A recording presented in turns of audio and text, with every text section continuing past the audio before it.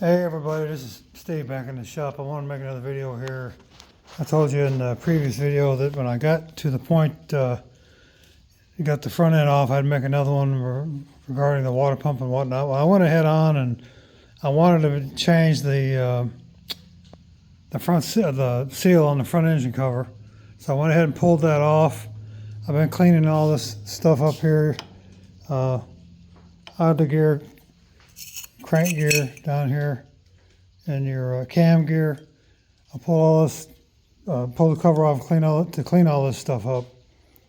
Of course, there's the front end comes off there pretty easy.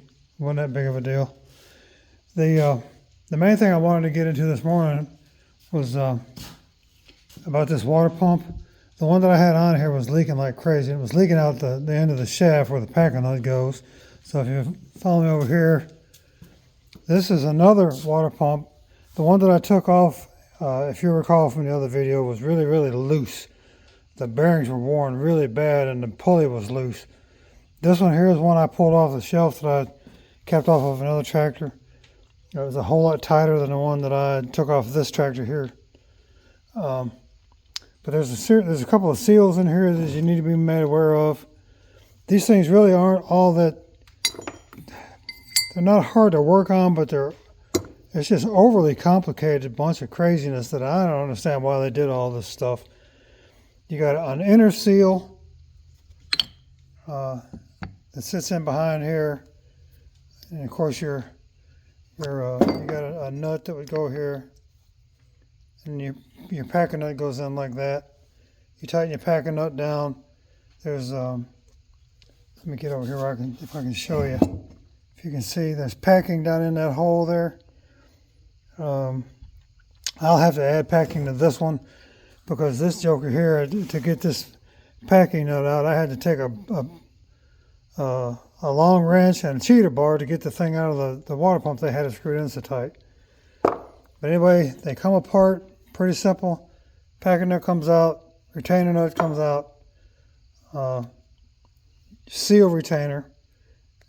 You got I'll be replacing this seal. There is a guide. This piece here comes out, if I can do this one-handed. This is what seals up against the seal in this retainer here. You got a bearing here. You got another seal right here that's in the back of this pulley with another bearing. I know you've seen these Alamites on the side of your pulley here. Well, this is where your grease is going. It goes inside all this confabulation right here to grease these two big horse honking bearings that's in this little water pump. There's a felt seal in behind here to keep the trash out. It's not actually a seal, but it's like a felt washer to keep the trash out. You got a brass guide in here for your shaft. Here's your impeller.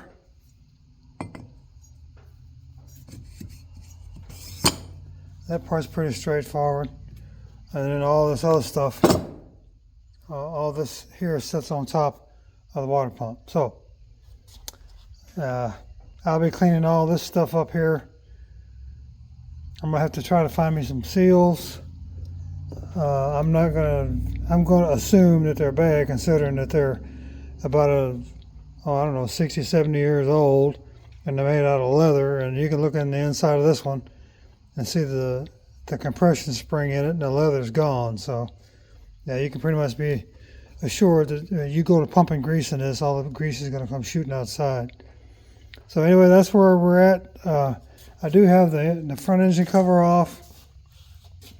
I have seen these things where when the cam gear will come loose and actually eat up the inside of these covers. This one here was in good shape. I've got the old seal out. I'll be replacing this seal.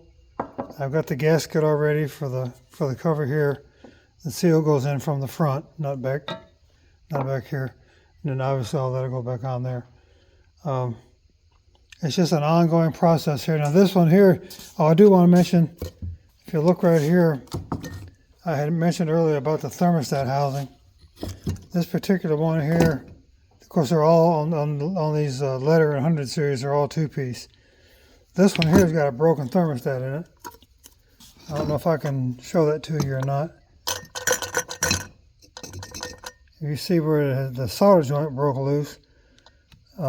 This expansion device here, bellows, whatever you want to call it,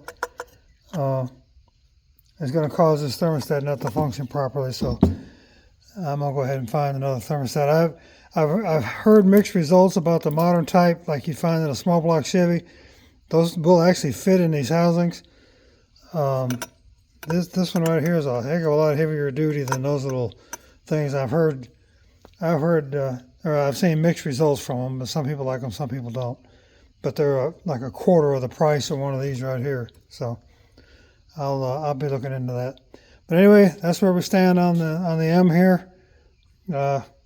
Maybe you learned something. I appreciate you watching. Thanks.